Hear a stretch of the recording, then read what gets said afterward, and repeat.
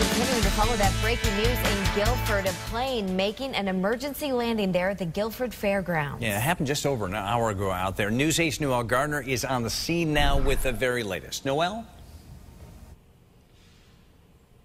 Darren and Ann, tonight we're hearing that pilot is okay. No serious injuries to report. We're live at the scene. I want to give you a live look over here. You can see that red SUV, that red pickup truck.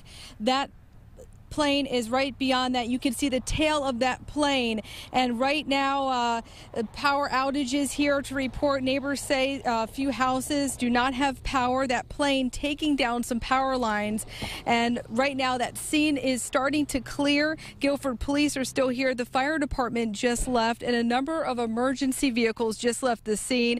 They arrived just moments after that emergency landing, and there are a number of power outages here, so the power company is out here fixing those lines and restoring power.